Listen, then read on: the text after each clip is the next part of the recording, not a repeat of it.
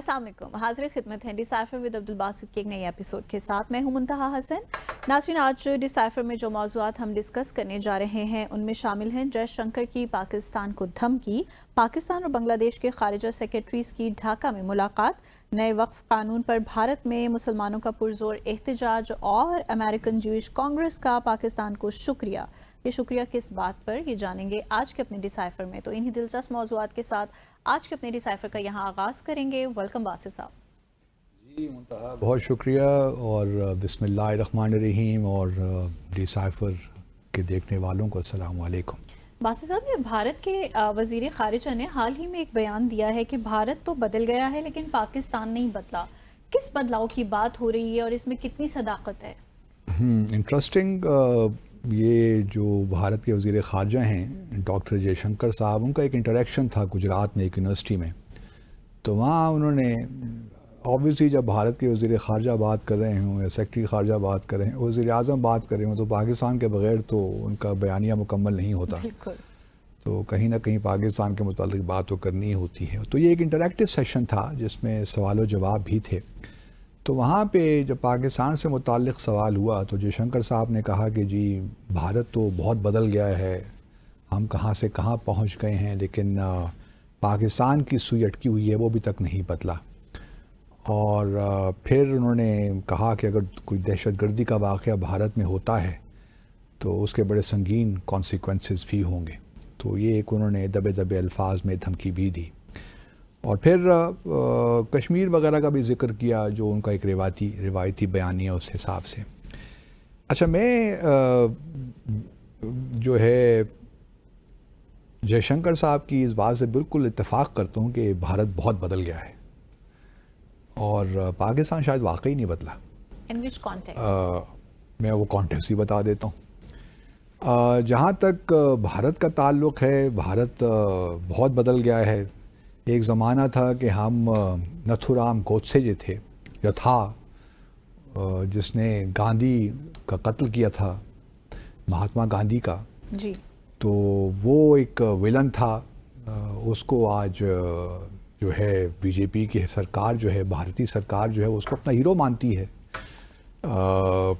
RSS जिसको 3 बार भारत में ban किया गया, वो अब जो है they are calling the shots. बल्कि भारत के प्राइम मिनिस्टर भी जो हैं रूल कर रहे हैं और भारत के प्राइम मिनिस्टर भी जाके नागपुर में आरएसएस के हेडक्वार्टर्स में वहाँ जाके सलामी पेश कर रहे हैं मोहन भगवत साहब को, जो आरएसएस के चीफ हैं। तो बहुत बदल गया है भारत बहुत बदल गया है कि समझौता एक्सप्रेस ब्लास्ट जो हुआ था 2007 में, 18 फरवरी 2007 में, जिसमें 42 पाकिस्तानी भी शहीद हो गए थे। 2019 में जब आए मोदी साहब तो वो समझौता जो ब्लास्ट एक्सप्रेस ट्रायल था वो सारा ख़त्म हो गया। जो एक्यूज थे सबको बरी कर दिया गया और अभी तक न जाने जिन्होंने दहशतगर्दी का वाक़या किया था वो सारे कहाँ पे हैं जी। तो भारत बदल गया है, काफ़ी बदल गया है। जो इस किस्म के लोग हैं वो अब आज़ादाना तौर पे घूम फिर रहे हैं पूरे भारत में। भारत बहुत बदल गया है क्योंकि अब मॉब लिंचिंग भी हो रही है मुसलमानों की। जी हाँ, गाय के इशू पे अब भारतीय मुसलमानों को पकड़ के मारा भी जाता है सिर्फ इस बुनियाद पे कि जी उनके वो कोई बिज़नेस कर रहे हैं, ट्रेडिंग कर रहे हैं। भारत बहुत बदल गया है। जयशंकर साहब बिल्कुल ठीक फरमा रहे हैं कि भारत में बड़ी तब्दीलियां आ रही हैं। भारत बहुत बदल गया है कि जो मुसलमानों का वक्फ बोर्ड है उसके बारे में जो तब्दीलियां भी कानून में आई हैं वो भी हमारे सब के सामने हैं और इसमें कोई शक नहीं है कि भारत में बहुत तब्दीलियां आ रही हैं। फिर भारत बहुत बदल गया है जो कुछ अक़लियतों के साथ हो रहा है, मुसलमानों के साथ तो चलिए जो कुछ हो रहा है हम देख ही रहे हैं, जो ईसाइयों के साथ हो रहा है मणिपुर में हम देख रहे हैं। भारत बहुत बदल गया है कि मणिपुर में भी प्रेसिडेंशियल सिस्टम ऑर्डर लगा दिया गया, प्रेसिडेंशियल रूल वहाँ भी आ गया है। तो भारत का मामला भी है, सिखों का मामला भी भारत बहुत बदल गया है। सिखों के मामले में भारत इस कदर बदल गया है कि अब सिर्फ भारत के अंदर ही नहीं बल्कि एक्स्ट्रा टेरिटोरियल किलिंग्स भी करवाता है बाहर जाकर। हरदीप निज्जर हों या गुरपतवंत सिंह पनन हो, सब हम जानते हैं कि भारत वाकई बहुत बदल गया। नहीं, जयशंकर साहब को खुश होना चाहिए कि कितनी ज़बरदस्त तब्दीलियां आ रही हैं भारत में اور بھارت بدل گیا ہے کہ جموں اور کشمیر پہ اس نے یونائٹڈ نیشن سیکیورٹی کونسل کی تمام قراردادوں کو بالائے طاق رکھ کر بالکل یک طرفہ فیصلے بھی کر دیے ہیں. تو بھارت تو بہت بدل گیا ہے اور کوئی شیم نہیں, کوئی افسردگی نہیں کہ ہم نے جی ایک وعدہ کیا تھا بھارت دنیا کی انٹرنیشنل کمیونٹی کے ساتھ, کشمیریوں کے ساتھ, کہ ہم آپ کا حق خود ارادیت دیں گے, اور وہ آپ کہہ رہے ہیں کہ نہیں جی یہ ایسا ہو نہیں سکتا. بھارت واقعی بہت بدل گیا ہے. پہلی بار یہ جب ہوا 2019 میں جب مقبوضہ جموں اور کشمیر کی حیثیت تبدیل کی گئی, جی تو پہلی بار بھارت کی تاریخ میں کسی اسٹیٹ کو, کیونکہ وہ ان کی آکوپائیڈ اسٹیٹ ہے, اس کو یونین ٹیریٹری میں تبدیل کر دیا گیا. صحیح. اور صرف یونین ٹیریٹری میں تبدیل نہیں کیا گیا بلکہ اس کو 2 حصوں میں تقسیم کر کے 2 یونین ٹیریٹریز بنا دی گئیں. تو بھارت تو بہت بدل گیا ہے. اور پھر بھارت اس طرح بھی بدل گیا ہے کہ سپریم کورٹ کے پاس جب یہ بات گئی, حالانکہ سارے ان کے اپنے آئین اور قوانین کے خلاف تھی یہ چیزیں, لیکن بھارت بہت بدل گیا ہے کہ وہاں سپریم کورٹ نے کہا کہ نہیں, جو بھارت کی پارلیمنٹ نے جو فیصلہ کیا مقبوضہ جموں اور کشمیر کے بارے میں, جو اس کی ایک خاص حیثیت تھی اس کو ختم کیا, یہ بالکل قانون اور آئین کے مطابق تھا. تو بھارت تو بہت بدل گیا ہے. نہ صرف سپریم کورٹ گورنمنٹ بلکہ سپریم کورٹ بھی بہت بدل گئی ہے بھارت کی. تو بھارت میں تبدیلیوں کی تو کوئی کمی نہیں ہے اگر جے شنکر صاحب اس کو سمجھ سکیں. بھارت بہت بدل گیا ہے کہ بنگلہ دیش بھی اب ان کو ایسی نظروں سے دیکھتا ہے. ایک ہوتا ہے نا کہ بلی ہو گیا ہے بھارت, جی. اس کا خیال ہے کہ وہ نیبرہڈ فرسٹ پالیسی کے تحت سب کچھ کر سکتا ہے. بھارت بنگلہ دیش بھی پریشان ہے, پاکستان بھی بھارت کے ہاتھوں پریشان تو نہیں میں کہوں گا, لیکن ایک الجھن تو رہتی ہے نا. جی. اسی طرح اگر آپ دیکھیے تو بھارت کے دوسرے جو ہمسائے ہیں, چاہے وہ نیپال ہو, ایون بھوٹان بھی فار دیٹ میٹر, وہ بھی بہت ان ایزی انکمفرٹیبل فیل کرتے ہیں. تو بھارت واقعی بہت بدل گیا ہے. یہ شاید پاکستان میں ہم اس کو سمجھ نہیں پاتے. تو آئی ایم گریٹفل ٹو جے شنکر صاحب کہ انہوں نے بتایا کہ بھارت بہت بدل گیا ہے, لیکن سب چیزیں ٹھیک ہیں, بدل گیا ہے. یہ میں بات ضرور ساتھ ایڈ کر دوں کہ بھارت نے ترقی بھی بہت کی ہے اکنامکلی. کہتے ہیں کہ دنیا کی 5ویں بڑی طاقت بن گیا ہے اقتصادی طور پہ, اور آگے بھی 2030 یا 2029 تک شاید دنیا کی 3ری بڑی طاقت بن جائے. لیکن بھارت بہت بدل گیا ہے کہ ساری ترقی کے باوجود بھی ابھی بھی ماشاءاللہ millions and millions of people living below the poverty line. تو بھارت بہت بدل گیا ہے. پاکستان نہیں بدلا, یہ بات درست ہے کہ پاکستان بہت چیزوں میں نہیں بدلا, لیکن کبھی جے شنکر صاحب آئے ہوئے تھے پچھلے سال اکتوبر میں پاکستان, شنگھائی کوآپریشن آرگنائزیشن کی میٹنگ اٹینڈ کرنے. تو کم از کم ان کو یہ اسلام آباد میں جب وہ صبح اپنے ہائی کمیشن میں صبح جاگے تو انہوں نے کہا کہ اتنا اچھا ماحول ہے, تو یہاں پہ تو صبح ایک مارننگ واک ہونی چاہیے. اتنی زبردست مطلب پولوشن کوئی نہیں ہے اور زبردست درخت ہیں, لینڈ اسکیپ زبردست ہے. تو انہوں نے صبح صبح اپنے ساتھیوں کے ساتھ جو ہے ہائی کمیشن کے ہاتھے میں ہی وہاں پہ بڑی زبردست واک کی اور ایکسرسائز کی. پاکستان دیکھیے, پاکستان میں کوئی, ہم جانتے ہیں کہ پاکستان میں جو ہمارے اندرونی حالات ہیں وہ کوئی اتنے اچھے نہیں ہیں, لیکن الحمدللہ آپ کچھ چیزیں بہتر ہو رہی ہیں. بالکل. میکرو اکنامک انڈیکیٹرز بھی اب بہتر ہیں. ریمیٹنسز دیکھیے ہماری ماشاءاللہ بڑھ رہی ہیں. آپ کرنٹ اکاؤنٹ بیلنس بھی ہمارے فیور میں ہو گیا ہے, امپورٹس کم ہیں, ایکسپورٹ زیادہ ہیں. تو کوئی شک نہیں ہے کہ پاکستان میں پرابلمز ہیں. ہم یہ نہیں کہتے کہ پاکستان میں پرابلمز نہیں ہیں, لیکن خدارا یہ ہمیں مت بتائیے کہ بھارت کہاں سے کہاں پہنچ گیا ہے اور پاکستان وہیں کھڑا ہے. ہم بھی بہت آگے آ گئے ہیں, بلکہ یہاں تک بھی ہے کہ بھارت سے جو لوگ آتے ہیں پاکستان وزٹ کرتے ہیں وہ پریشان ہو جاتے ہیں کہ پاکستان میں اس قدر جدید موٹر وے کیسے بن گیا. کیونکہ یہ باتیں تو وہاں نہیں پہنچتی نا, جو ایک بیانیہ ہے بھارت کے, جو گودی میڈیا جسے کہتے ہیں, کیونکہ میڈیا بھی سارا بکا ہوا ہے اس وقت بھارت میں. تو بھارت کے لوگوں کو ان باتوں کا علم نہیں ہے. میں خود ایسے بہت سے لوگوں کو جانتا ہوں جنہوں نے پاکستان کا وزٹ کیا, جب وہ واپس آئے ہائی کمیشن میں تو انہوں نے بتایا کہ ہم تو حیران رہ گئے. پاکستان میں جس قسم کی آزادی ہے، مطلب خواتین کے بارے میں بہت ہوتا ہے کہ بھئی خواتین بڑی سپریسڈ ہیں. میں نہیں کہتا کہ سب کچھ اچھا ہے، یقیناً پرابلمز ہیں، لیکن پھر بھی بہرحال خواتین اپنے طور پہ محنت کر رہی ہیں، آگے بڑھنے کی کوشش کر رہی ہیں کافی حد. بالکل ہم بھارت کے حالات بھی جانتے ہیں، ایسی کوئی بات نہیں ہے. ہمیں ایک ایک چیز کا معلوم ہے. آپ ممبئی سے اتریں تو آپ کو سلمز نظر آتے ہیں. دنیا کا سب سے بڑا سلم جو ہے وہ ممبئی میں ہے، جہاں پہ 1 ملین لوگ ایک ملین لوگ رہتے ہیں. تو ہزاروں چیزیں ہیں. اور پھر ویسے بھی جو آپ دہلی کو دیکھ لیجئے، دہلی بڑا اچھا شہر ہے، کوئی شک نہیں ہے، لیکن دنیا بھر میں اسے ریپ کیپٹل کہا جاتا ہے. تو یہ بھارت بہت بدل گیا ہے 2014 سے لے کر 2025 تک. اب کس بات کا ہم ذکر کریں ڈاکٹر جے شنکر کو کیا بات بتائیں.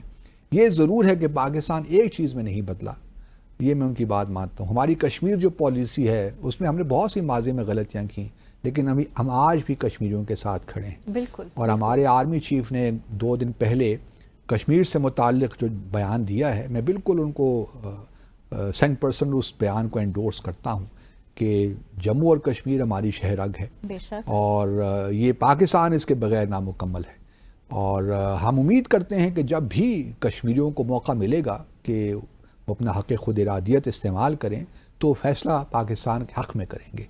اور بھارت جو کچھ بھی کرتا رہے، لیکن کشمیری کبھی بھی اپنے اس حق خود ارادیت سے دستبردار نہیں ہوں گے. بالکل. یہ الگ بات ہے کہ بھارت بہت بدل گیا ہے کہ وہ کشمیر میں بھی اب جو ہے مقبوضہ کشمیر میں بھی اس مسلم اکثریت علاقے کو مسلم اقلیت علاقے میں تبدیل کرنے کی کوشش کر رہا ہے. اور اس پالیسی پہ زوروں سے کام ہو رہا ہے. آرٹیکل 35A جو انہوں نے ریووک کیا وہ اسی کانٹیکس میں ہے.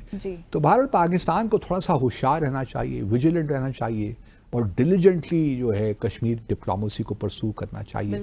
لیکن یہ ہے کہ بھارت بقول ڈاکٹر جے شنکر کے بہت بدل گیا ہے. چلیں زبردست ایک سمری جو ہے جے شنکر صاحب کے بیان کی باسط صاحب نے جو ہے وہ پریزنٹ کر دی. اسی کے ساتھ ہی یہاں لیں گے مختصر سا وقفہ، بریک کے بعد واپس آئیں گے اور شامل کریں گے دیگر اہم موضوعات. ہمارے ساتھ رہیے گا. Welcome back. باسط صاحب، جیسا کہ ہم سب جانتے ہی ہیں کہ پاکستان اور بنگلہ دیش کے سیکیورٹی خارجہ کی ملاقات گزشتہ روز ڈھاکہ میں ہوئی، لیکن کچھ تھوڑا سا تجسس ہے مجھے یہاں، اگر آپ اس کو دور کر پائیں تو. مجھے لگتا ہے کہ آپ اس ملاقات کے نتائج سے مطمئن نہیں ہیں. مطمئن نہیں ہیں. اچھا، پہلے تو میں یہ 2 باتیں کہہ دوں شروع میں ہی اس سیگمنٹ کے آغاز میں کہ مجھے ذاتی طور پہ بڑی خوشی ہے 2 چیزوں پہ، 2 باتوں پہ. ایک تو ہم اپنے ڈی سائفر میں کئی بار اس بات کا اظہار کر چکے ہیں کہ فورن سیکرٹری لیول ٹاکس جلد سے جلد ہونی چاہیے. بالکل. کیونکہ بھارت کے وزیر جو سیکرٹری خارجہ ہیں مصری صاحب، وہ تو 9 دسمبر پچھلے سال ہو کے آ گئے تھے. لیکن مجھے ایک تھا، آپ کہہ لیجئے ایک اینگسٹ یا ایمبیولنسی تھی کہ یار کب ہوگا یہ ہمارا وزٹ بھی. تو آئی ایم گلیڈ کہ اب گزشتہ روز ہماری جو سیکرٹری خارجہ ہیں آمنہ بلوچ صاحبہ وہ ہو کے وہیں پہ ہیں، شاید آج واپسی ہو ان کی. تو کل گزشتہ روز ان کی بڑی سیر حاصل وہاں انگیجمنٹس رہیں. یہ 6 راؤنڈ تھا. اس سے پہلے جو لاسٹ راؤنڈ ہوا تھا وہ 2010 میں ہوا تھا. یاد رہے کہ 15 سال کے وقفے کے بعد یہ فورن سیکرٹری لیول ٹاکس ہو رہی ہیں. اس سے آپ کو اندازہ ہو جانا چاہیے کہ شیخ حسینہ کی جو حکومت تھی وہ کس طرح پاکستان کے ساتھ اپنے معاملات کو لے کر چل رہی تھی. تو بڑی خوشی کی بات ہے کہ فائنلی 6واں راؤنڈ جو ہے وہ ہوا. ٹھیک. اس ضمن میں یہ بھی بتاتا چلوں کہ ایک اور جو بات میں نے کہی نا کہ دوسری بات میرے لیے کیوں ایک اچھی بات ہوئی ہے، وہ یہ ہے کہ ہم اسی ڈی سائفر میں بہت عرصے سے ریکویسٹ کر رہے تھے، ریکویسٹ کیا تجویز پیش کر رہے تھے یا بڑے زور دے کر ہم پر اصرار ہمارا کیا کہنا چاہیے اس پہ خواہش ہماری تھی کہ ہمارے وزیر خارجہ جلد از جلد کابل کا دورہ کریں. بالکل. آپ کو یاد ہوگا کہ ہم نے جب بھی افغانستان کے مسائل پہ گفتگو کی تو ہم نے یہی کہا کہ جی یہ بہت ضروری ہے، افغانستان کو آپ اس طرح مت کیجئے، اس طرح ڈیل مت کیجئے. تو اب مجھے اس بات پہ بھی خوشی ہے کہ کل ہمارے وزیر خارجہ اور جو نائب وزیر اعظم بھی ہیں وہ کل کابل جا رہے ہیں 1 روزہ دورے پہ. تو یہ بھی ایک بڑی میرے لیے بہت اطمینان بخش بات ہے، سچی بات ہے اور بہت اہم ڈیولپمنٹ ہے. اور آئی ایم ویری گلیڈ کہ government is doing all these things. تو وہ ہم کل بات کریں گے. جو کابل کا دورہ ہے تو آج وی کم بیک ٹو جو ہے فارن سیکرٹری جو لیول ٹاکس. نتائج سے مطمئن نہیں. اچھا نتائج سے دیکھیے, نتائج سے میں مطمئن ہوں. آپ نے پتہ نہیں کیوں یہ اندازہ لگایا, کیونکہ آپ لگتا ہے کہ آپ نے بھارت کا میڈیا بہت پڑھا ہے.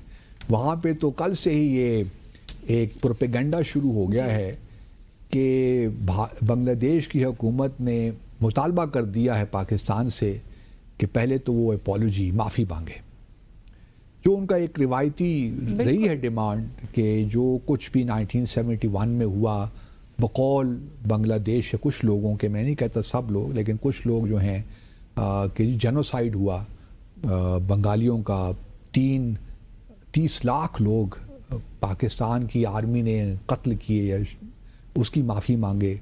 پھر بقول اس بیانیے کہ جو بھارت جس کو بہت ہوا دیتا ہے 2 لاکھ خواتین کا ریپ ہوا, اس کی پاکستان معافی مانگے. پھر یہ ہے کہ پاکستان کچھ $4 بلین سے زیادہ ریپریشنز تاوان جو ہیں وہ ہمیں دے. پھر وہ جو ڈویژن آف ایسٹس ہوتے ہیں وہ بھی کرے. تو یہ بھارت میں ایک نیریٹو چل رہا ہے کل سے کہ بنگلہ دیش نے جی فارن جو ہماری سیکرٹری خارجہ ان کے سامنے یہ ساری چیزیں رکھ دی. اچھا مجھے خوشی ہے کہ کم از کم یہ جو جوائنٹ اسٹیٹمنٹ ہے یہ ضرور ایشو ہوئی ہے. ممکن ہے, مجھے نہیں معلوم, ممکن ہے کہ یہ باتیں بھی ہوئی ہوں جو ایک پرانی بنگلہ دیش کی ڈیمانڈز رہی ہیں بڑے عرصے سے, لیکن یہ ضرور ہے کہ یہ اگر اختلافات کی بہت سنجیدہ نوعیت ہوتی نا تو پھر یہ جوائنٹ اسٹیٹمنٹ ایشو نہ ہوتی جی. اور اگر یہ جوائنٹ اسٹیٹمنٹ ایشو ہوئی ہے, باتوں کا ذکر نہیں ہے جو بھارت کا میڈیا ہمیں بتا رہا ہے, تو اس کا مطلب ہے وہ کوئی اتنی سیریس ایشوز نہیں ہیں. لگتا ہے بھارت کے میڈیا نے اس کی کنسیڈریشن نہیں کی, ورنہ تو کچھ اس میں ہنٹ ہوتا نا کہیں بالکل کہ جی بنگلہ دیش نے کہیں ریز کیا ہے. جیسا دیکھیے ہم نے مثال کے طور پر اس اسٹیٹمنٹ میں ہی اگر آپ دیکھیے تو یہاں پہ پیراگراف 1 2 3 4 5 اور سے 6 پیراگراف میں یہ جو جوائنٹ اسٹیٹمنٹ ہے یہ کہتی ہے کہ ہمارے فارن سیکرٹری نے, پاکستان کے فارن سیکرٹری نے بنگلہ دیش کو یا بنگلہ دیش کی سائڈ کو جو اس وقت مقبوضہ جموں اور کشمیر میں حالات ہیں ان پہ بریف کیا اور ان کو آگاہ کیا کہ اس وقت وہاں پہ کیا ہو رہا ہے. اس کا یہ ہرگز مطلب نہیں, اور ساتھ میں یہ بھی زور دیا کہ پاکستان چاہتا ہے کہ یہ جو تنازعہ ہے اقوام متحدہ کی قراردادوں کے مطابق کشمیریوں کی امنگوں کے مطابق حل ہو. یہ ایک پیراگراف ہے نا, اس پیراگراف میں کہیں یہ نہیں ہمیں معلوم پڑتا کہ بنگلہ دیش نے ہماری اس پوزیشن سے ایگری بھی کیا ہے جی. ٹھیک ہے نا, یہ پاکستان کی جانب سے ایک چیز پیش ہوئی جو بنگلہ دیش کے فارن سیکرٹری نے ہماری بات سن لی, بات ختم ہو گئی. تو اس جوائنٹ جو مشترکہ اعلامیہ اتنی سی بات ہو گئی. اگر بنگلہ دیش کی حکومت نے کوئی بات کی ہوتی ان معاملات پہ جو میں نے جس کا ذکر کیا ہے اور جس پہ بھارت بہت شور مچا رہا ہے, تو کم از کم ایک پیرا تو ہونا چاہیے تھا نا اس میں کہ بھارت یا بنگلہ دیش کے سیکرٹری خارجہ نے پاکستان کو یہ بھی ڈیمانڈز کی. پاکستان نے ایگری نہیں کیا, لیکن یہ بھی چیزیں تھیں جو ڈسکشن میں آئیں.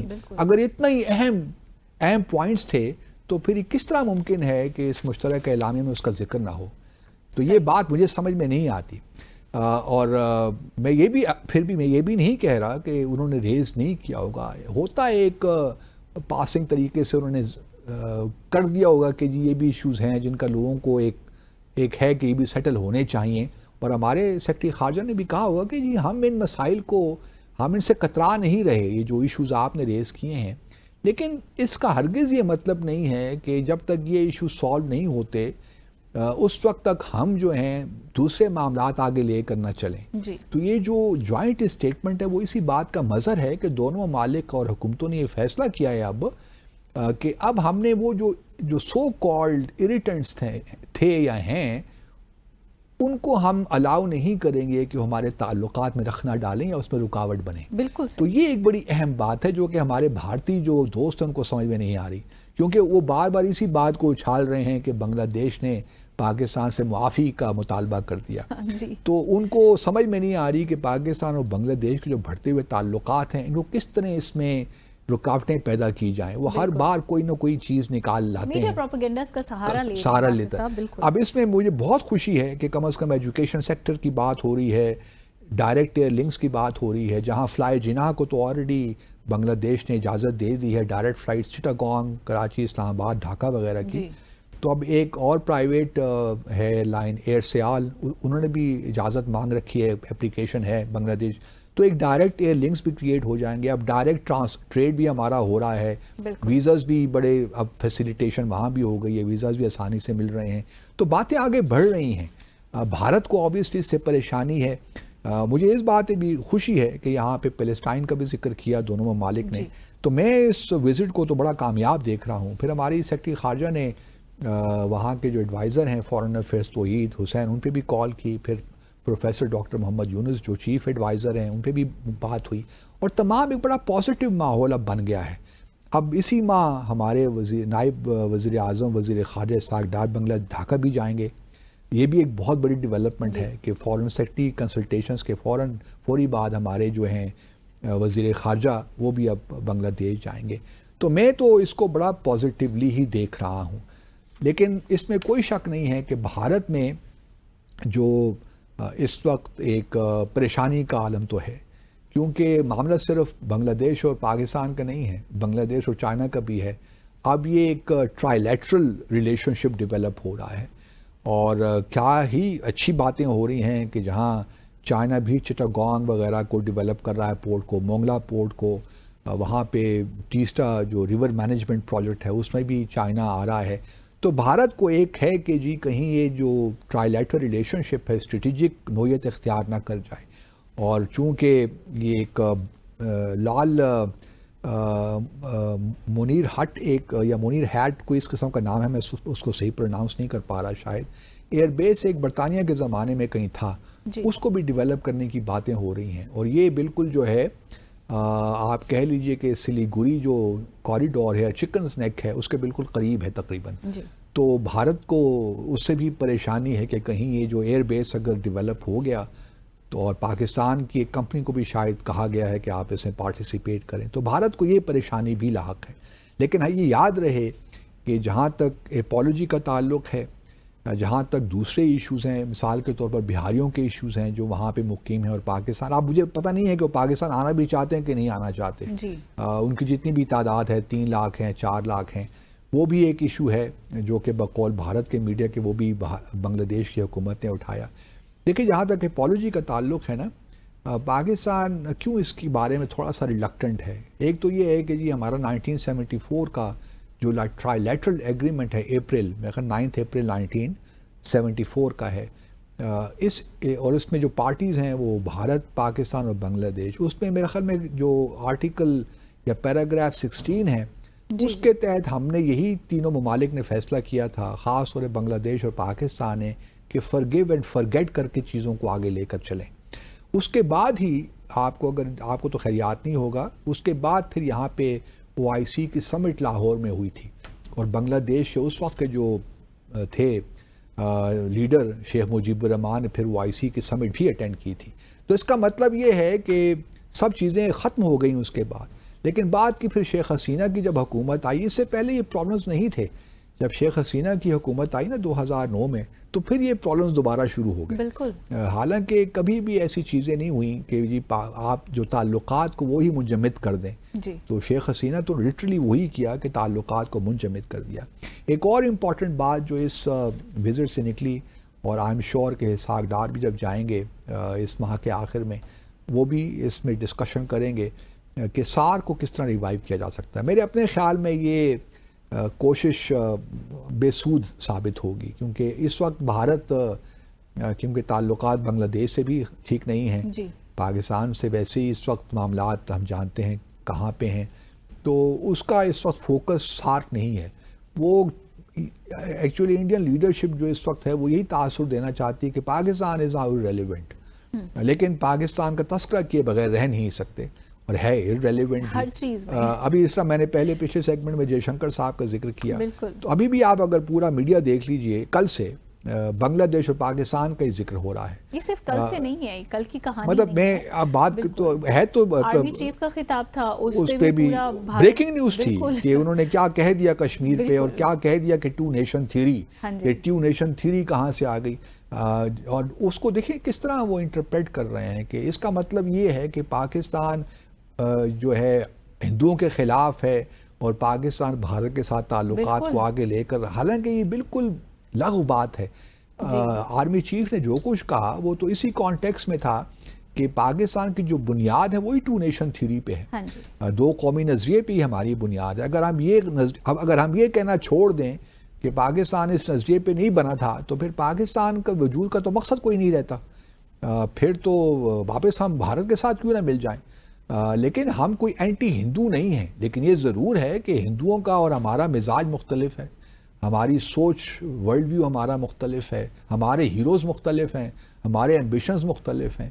تو ہم تو اپنی ریاست سے, وہ ٹھیک ہے بھارت بدل گیا ہے, وہ اب سیکولرزم سے ہندوتوا کی طرف چلا گیا ہے, لیکن ہم تو وہی پہلے بھی ایک اسلامک اسٹیٹ تھے اور آج بھی اسلامک اسٹیٹ ہی ہیں.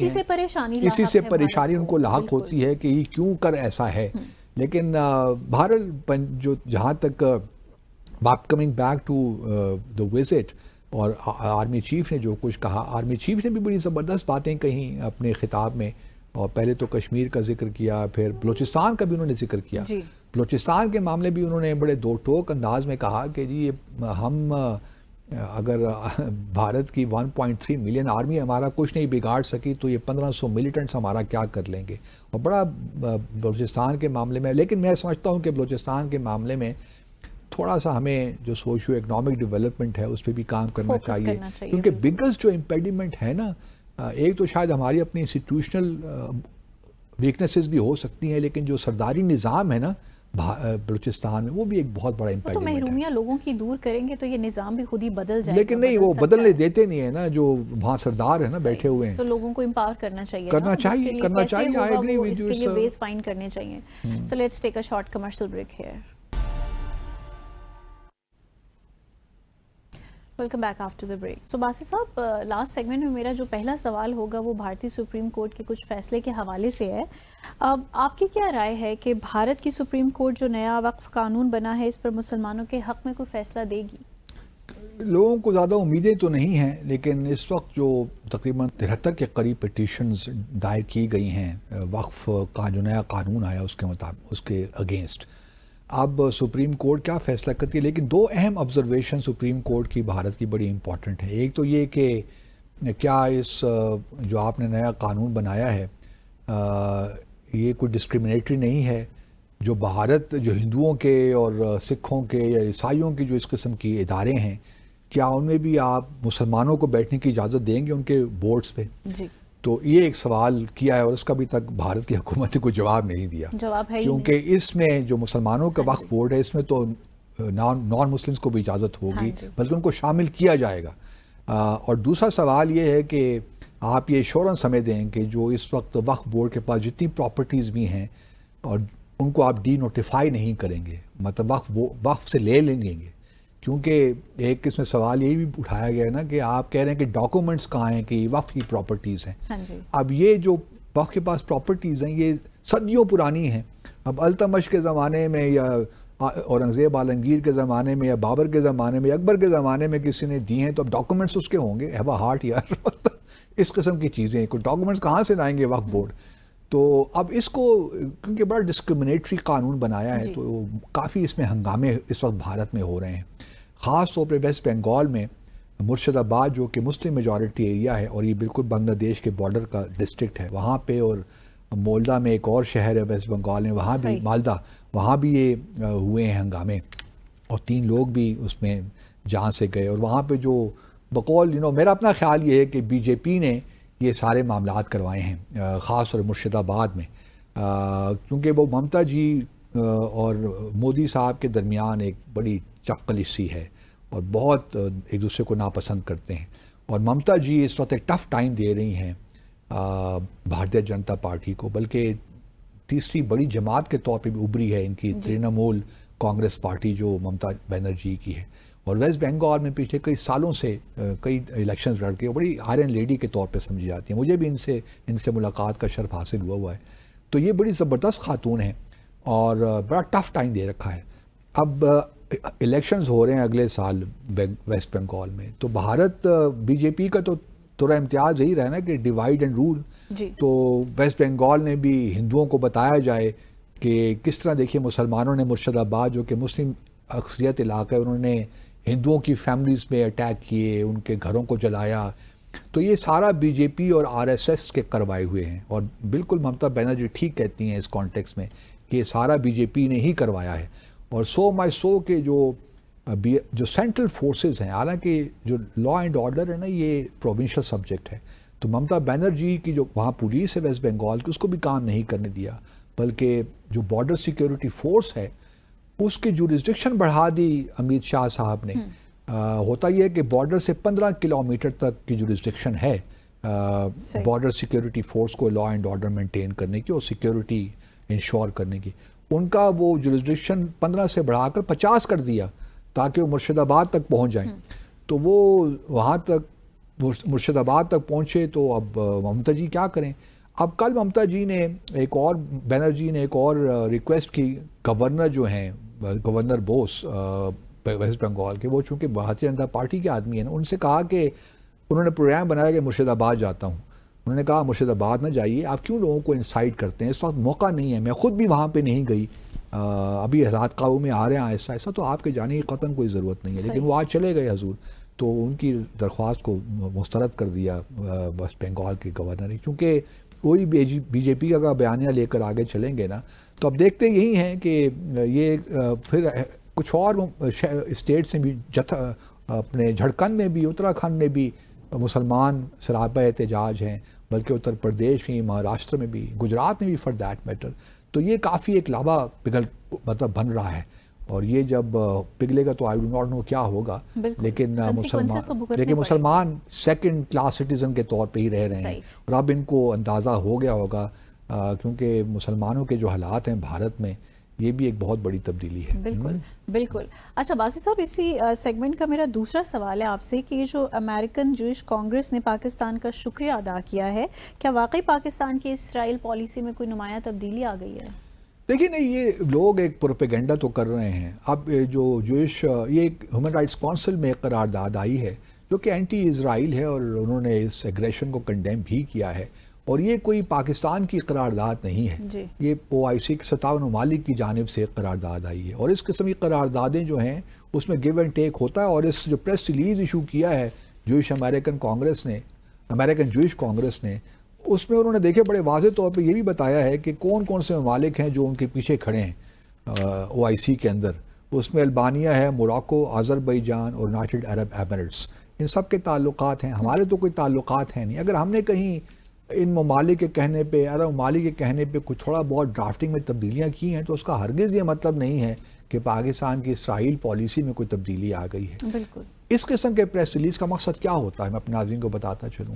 جب اس قسم کی باتیں کرتے ہیں کہ پاکستان ہم نے جو ہے American Jewish Congress acknowledge Pakistan's constructive role in amending the resolution or accommodating Israeli or softening the language of the resolution, تو اس کا مقصد یہ ہوتا ہے کہ ایک لحاظ سے ایک وائبس کریٹ کی جائیں کہ پاکستان کو دیکھیے ہم کتنا اپریشیٹ کرتے ہیں, پاکستان کی جو پالیسی میں تبدیلیاں آ رہی ہیں, اسرائیل کو اب ہم ایکسیپٹ کرنے جا رہے ہیں, ایکنائز کرنے جا رہے ہیں. ایک ماحول بنانا ہوتا ہے اس قسم کی. پاکستان کی تعریف یہ نہیں کہ وہ کوئی دل سے پاکستان کو بڑا اچھا سمجھتے ہیں یا پاکستان کی بڑی قدر کرتے ہیں, لیکن اس قسم کے پریس ریلیز کا صرف مقصد ہوتا ہے ایک سائیکولوجیکل انوائرمنٹ کریٹ کرنا, جہاں پہ ایک پاکستانیوں کو یہ بتایا جائے کہ دیکھیے جی آپ کی گورنمنٹ بھی اب اسرائیل کو تسلیم کرنے جا رہی ہے اور اس میں کوئی ایسی مذاق خیز بات نہیں ہے. تو ایک مینٹلی لوگوں کو پریپیئر کرنے کا ہوتا ہے یہ کہ جی بس پاکستان اب آہستہ آہستہ جس طرح باقی مسلم ممالک بھی اب ایکوموڈیٹ اسرائیل کو کر رہے ہیں تو پاکستان بھی ایونچولی کر لے گا. تو میں اس کو اسی نگاہ سے دیکھتا ہوں.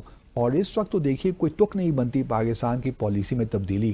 جو کچھ ہو رہا ہے غزہ میں اور ویسٹ بینک میں, کو کہ پچھلے دنوں ایک ڈیلیگیشن بھی چلا گیا تھا جرنلسٹ کا اور ریسرچرز کا اور انفلوئنسرز کا. اس پہ ہم نے یہی کہا تھا کہ ان سے پوچھ گچھ تو کریں جو لوگ گئے تھے.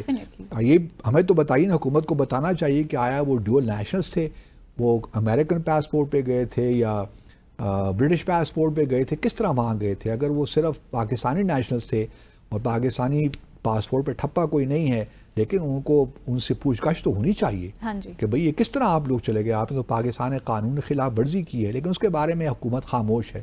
تو انہی چیزوں کا فائدہ اٹھاتی ہے نا اسرائیل کی حکومت یا اور حکومتیں, کہ وہ ایک کنفیوژن کریٹ کرے, ڈی اسٹیبلائز کرنا بھی ایک بہت بڑا ایم ہے, اور کنفیوژن کریٹ ہو کہ پاکستان بس گابن یہ کرنے جا رہی ہے. تو ان چیزوں پہ تھوڑی بہت میں سمجھتا ہوں کہ پاکستان کی حکومت کو ایک سخت رویہ اختیار کرنا چاہیے, لیکن جہاں تک میری معلومات ہیں کوئی تبدیلی نہیں ہونے والی پاکستان کی اسرائیل پالیسی میں. ڈیفینیٹلی. اسی کے ساتھ ہی ناظرین آج کے ڈیسائفر کا وقت یہاں اختتام پذیر ہوا چاہتا ہے. آپ سے ملاقات ہوگی انشاءاللہ کل مزید دلچسپ موضوعات کے ساتھ. ہمارے ساتھ رہیے گا.